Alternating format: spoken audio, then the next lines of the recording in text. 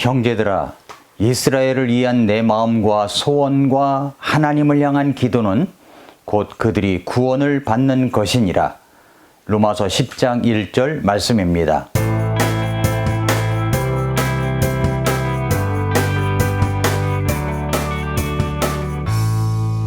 미라클 모닝 애청자 여러분, 안녕하십니까? 시오노 나나미가 쓴 로마인 이야기를 요즘에 제가 읽고 있습니다.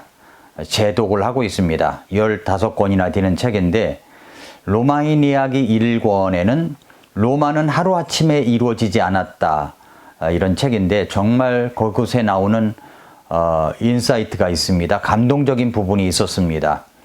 이런 이야기를 읽으면 로마는 하루아침에 이루어지지 않았다는 것을 다시금 깨닫습니다. 로마의 한 젊은이를 여러분에게 소개하고 싶습니다. 무티우스라는 젊은이입니다.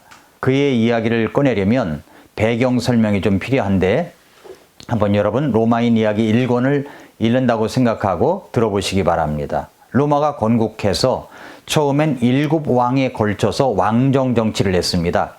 그러다가 공화정으로 바뀝니다. 그렇게 왕정에서 공화정으로 바뀌면서 몇 가지 문제가 일어났습니다. 그 문제 중에 하나가 인근의 에트루리아를 완전히 적으로 돌려버린 겁니다. 당시 에트루리아 도시들의 국력은 로마와는 비교도 안 되게 강했습니다. 왜 적이 됐는가, 왜 적으로 돌렸는가 하니까 왕정 시대의 마지막 왕이 바로 에트루리아 출신인 타르퀴니우스 때문이었습니다. 에트루리아는 강적이었습니다. 로마가 왕정 정치를 했을 때 왕정 정치 7대 왕이 타르퀴니우스인데, 그는 쿠데타로 왕의 자리에 앉았을 뿐만 아니라 얼마나 거만하고 또 악정을 펼쳤는지 그의 아들들마저도 똑같이 악했습니다. 그런데 그 타르키스의 셋째 아들, 이름이 섹스투스인데 아버지를 닮아서 정말 악했고, 또 그뿐만 아니라 친척인 유부녀를, 이름이 루크레티아인데 그 남편이 있는 부인을 짝사랑하다가 나중에는 억지로 강간을 합니다. 그러자 이 여인 루크테리아는 전장에 나가 있는 아버지와 남편에게 급전보를 보냅니다. 급하게 달려온 아버지와 남편 앞에서 자신의 당한 억울한 일을 이야기한 뒤에 은장도를 가슴에 꽂습니다. 그리고 그녀는 숨을 몰아쉬면서 꼭 복수를 해달라고 맹세시킨 다음에 죽습니다. 억울하게 강간을 당하여 죽은 이 여인의 유해는 로마로 옹구되어서 포로 로마노, 로마의 광장 연설대 위에 안치됩니다. 그리고 브루투스가 나와서 연설을 합니다. 두 번 다시 정숙하고 행실이 올바른 여인들이 이런 만행에 희생되어서는 안 된다는 것, 그 왕과 일가를 추방하자고 하여 로마인들이 열광적으로 함께하면서 결의를 하죠. 이런 소식을 들은 라르퀴니우스 왕이 전장에 나갔다가 아주 깜짝 놀라서 돌아왔지만 로마의 성문은 굳게 닫혀 있고 이들을 추방하기로 결정했다는 통보만 들었을 뿐입니다. 그래서 이 타르퀴니우스가 자식들과 함께 도망을 갑니다. 그 도망간 곳이 바로 자기의 고향인 에트루리아인 것입니다. 그래서 로마와 에트루리아는 이제 적대적 관계가 되어버리고 말았습니다. 에트루리아는 로마로서는 상대가 되지 않는 강적이었습니다. 쫓겨난 이 거만한 타르퀴니우스는 왕위를 뒤찾기 위해서 수단과 방법을 가리지 않습니다.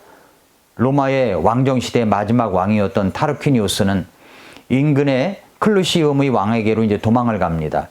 클루시움의 왕 포르센나는 타르퀴니우스의 말만 듣고서 그를 로마의 왕으로 복귀시키기 위해서 로마에 선전포고를 하였고, 왕이 직접 군사를 이끌고 싸움에 나섭니다. 포르센나 왕. 로마에서는 이 포르센나 이름만 들어도 모두 겁에 질려버렸습니다. 왜냐하면 그 포르센나는 명군이요 명장이었기 때문입니다. 로마인 모두 겁에 질려 공화정이고 뭐고 우리 다시 왕정으로 돌아가야 하는 것이 아니냐는 말까지 나올 정도로 무서운 존재였습니다. 로마의 테베레 강을 두고 싸움을 하는데 에트루리아 쪽은 그 다리를 확보하려고 하고 로마는 그것을 막으려고 하고 결국에는 로마가 이겼고 다리는 불태워졌습니다. 이제 지금부터 제가 하려고 하는 이야기가 전개됩니다. 이 이야기를 하려고 지금까지 이제 로마의 역사 속 한 부분을 이야기한 것입니다. 다시 에트루리아와 전쟁은 로마와 이제 계속됩니다. 로마는 수세에 몰리게 되었습니다. 로마는 이제 완전히 포위가 되어서 로마에 비축되어 있던 식량도 바닥을 드러냅니다. 이때 병사 중 무티우스, 이 젊은이 기억하십시오. 무티우스라는 한 젊은이가 일어납니다. 그는 우리가 이기려면 적장인 포르센나를 죽여야만 끝낼 수 있다고 생각하고 원로원과 집정관을 찾아가서 허락을 받습니다. 그는 단 것만 품고 강을 헤엄쳐 적진으로 잠입합니다. 그런데 왕을 한 번도 본 적이 없는 무티우스는 누가 왕인지를 알아보기가 어려웠습니다. 모두 값비싼 옷, 근사하게 모두 다 차려입었기 때문입니다. 마침 한 사람이 병사들에게 급료를 주고 있었는데 돈을 세면서 건네고 있는 저 사람이 왕일 것이다, 포르센나일 것이다 판단하고 그에게 달려가 단검으로 그를 살해합니다. 그런데 이게 웬일입니까? 그는 왕이 아니라 왕의 비서였습니다. 붙잡힌 무티우스는 왕 앞으로 끌려갑니다. 끌려간 무티우스는 이렇게 말합니다. 저는 이 젊은이의 적장 앞에서 한 이 말이 정말 감동이었습니다. 한번 들어보십시오. 로마의 젊은이 무티우스가 적장인 포르센나 왕 앞에서 한 말입니다. 나는 로마 시민이다. 이름은 가시우스 무티우스라고 한다. 적장인 당신을 죽이려다 애석하게도 실패했지만 죽을 각오는 되어 있다. 운명을 감수하는 것은 로마인의 특성이기도 하다. 로마의 젊은이들은 당신에 대한 끝없는 투쟁을 선언한다. 내가 죽으면 또 다른 젊은이가 올 테고 그 젊은이가 성공하지 못하면 또 다른 젊은이가 올 것이다. 우리의 투쟁은 계속될 것이다. 당신도 각오하는 게 좋을 것이다. 이 말을 했습니다. 이 말을 듣고 격분한 이 포르센나는 고문을 해서라도 배후를 캐려고 했지만 이 젊은이는 목청을 높이며 말합니다. 오직 겁쟁이만이 일신의 안녕을 염려하는 법이다 라고 하면서 불타고 있는 횃불을 왼손으로 움켜잡고 오른손에 눌러댑니다. 그러자 로마의 젊은이 그 무티우스의 살이 타는 냄새가 주위에 자욱했습니다.